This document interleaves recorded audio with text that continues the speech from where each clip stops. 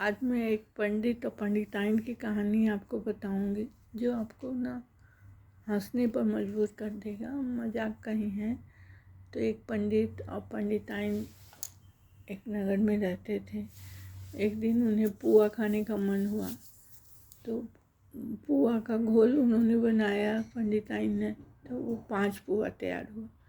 अब दोनों में झगड़ा होने लगा कि कौन 3 पुआ खाए या कौन 2 पुआ खाए। तो अंत में दोनों ने विचार किया कि ठीक है, हम लोग रात में सो जाते हैं, जो सुबह में सबसे लास्ट उठेगा वो 3 पुआ खाएगा। बात हो गई और दोनों सो गए। अब सोने के बाद क्या हुआ, सुबह हो गई, अब उठे ही नहीं कि जो बाद में उठेगा उसे 3 खाना था और जो पहले उठ जाएगा उसे 2 ही खाना था। अब दोनों उठते ही नहीं थे, दोनों सोए सोए। सुबह से शाम हो गया, शाम से रात हुआ।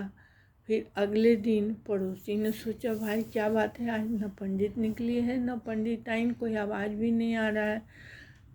तो उन्होंने दरवाज़ा ये सब तोड़ के अंदर में जाके देखे और दोनों आँख बंद करके सोया ऐसा पड़े हुए हैं। फिर पड़ोसी लोग समझे लगता है दोनों का डेथ हो गया, मर गए।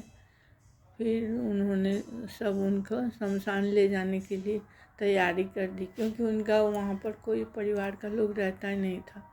तो पड़ोसी लोग ही ना सब शमशान ले जाने की तैयारी करने लगे और इस तरह सब दोनों को शमशान लेके पहुँचे। अब वहाँ शमशान में दोनों को चिता पर लिटाया गया और अंत में पंडित जी ने देखा कि लगता है अब सब लोग अग्नि लगाने वाले थे।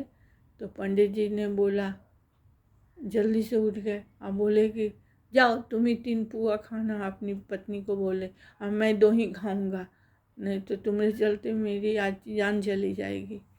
और इस तरह सब लोग अवाक रह गए, ये दोनों तो अभी जिंदा हैं। और फिर पंडित जी ने सारी बात बताई।